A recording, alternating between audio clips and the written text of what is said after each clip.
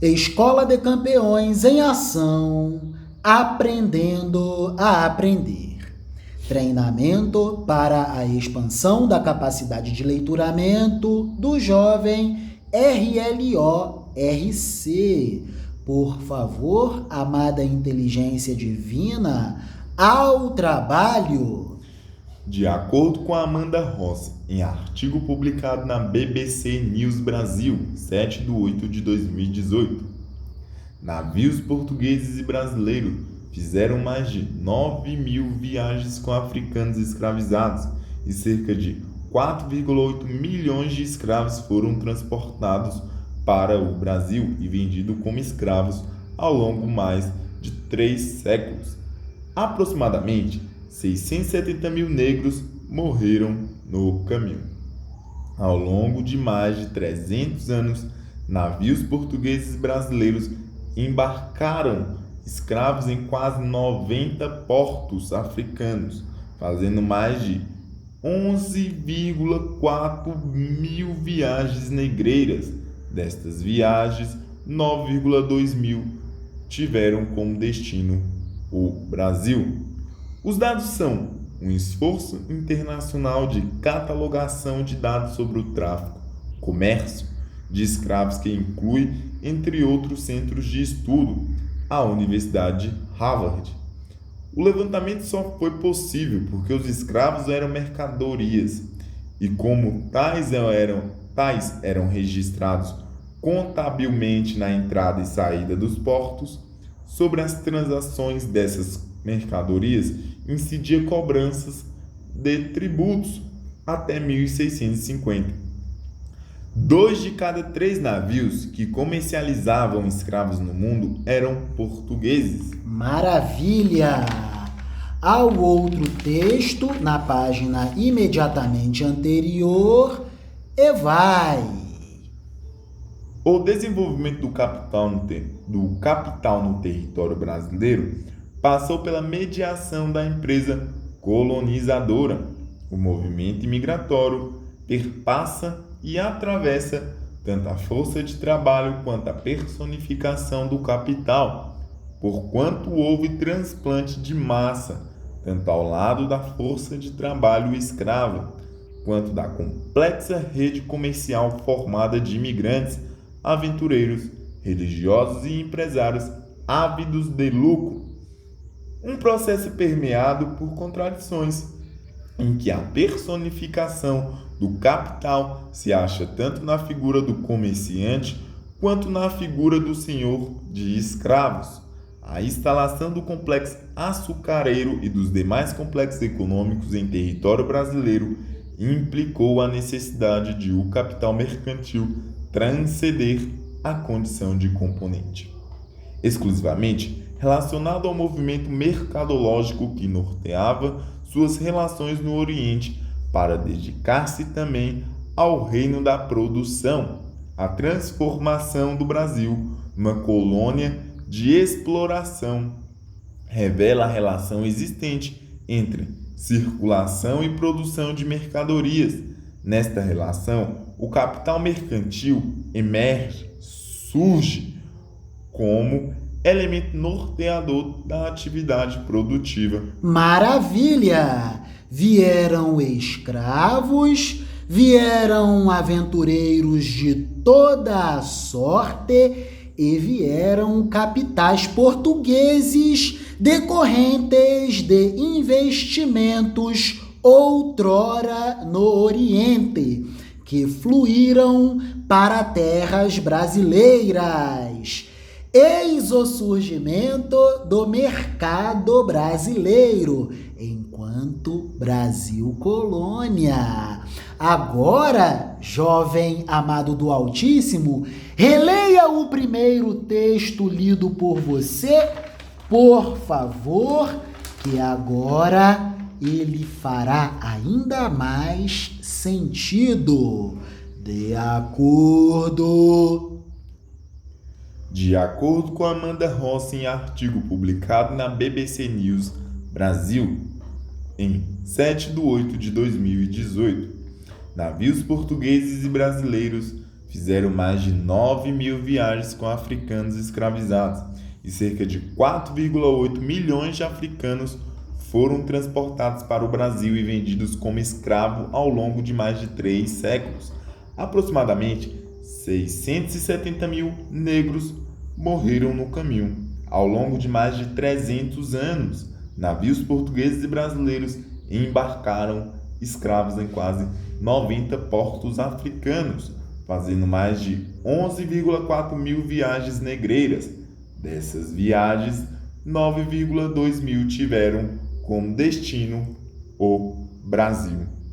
Os dados são um esforço internacional de catalogação de dados sobre o tráfico, comércio negro de escravos, que inclui, entre outros, centros de estudos. Um deles, a Universidade de Harvard. O levantamento só foi possível porque os escravos eram mercadorias e não pessoas. É isso aí. E como tá, olha a linguagem jurídica aí! Show de bola, amado jovem abençoado pelo Altíssimo! Siga, flua! E como o levantamento só foi possível porque os escravos eram mercadorias e como tais eram registrados contabilmente na entrada e saída dos portos. Sobre as transações dessas mercadorias incidia a cobrança de tributos. Até 1650, 2 de cada 3 navios que comercializavam escravos no mundo eram portugueses. Maravilha! Esses textos são textos de um trabalhozinho que foi desenvolvido com os jovens da Escola de Campeões, aprendendo a aprender nos anos 2021 e 2022. Agora, amado jovem RLORC, vamos compreender sobre como era o dinheiro e a moeda na época das grandes navegações e do descobrimento do Brasil, em comparação para com o entendimento contemporâneo sobre o dinheiro e sobre a moeda. Dinheiro! João Sayad. Inflação, desemprego, crises financeiras e bancos. Alavancagem. Por favor, jovem abençoado do Altíssimo. Capítulo 10. Moeda e crédito. As teorias monetaristas parecem ser derivadas do dinheiro de épocas passadas, dos tempos medievais, quando o dinheiro era ouro, ou com a existência de bancos, era o vale-ouro emitido por eles, ou o papel moeda emitido como representante do ouro depositado nesses bancos. O preço médio do dinheiro era o preço do ouro, a maior quantidade de ouro decorrente da extração do Novo Mundo gerou uma inflação em toda a Europa no século XVI. Como o ouro ficou mais barato, a moeda valia menos, ou seja, o preço das coisas expresso em moeda ouro era mais alto. Os soberanos podiam recolher a moeda fundida com uma determinada quantidade de metal precioso e usá-lo na emissão de mais moeda, utilizando a mesma quantidade de ouro.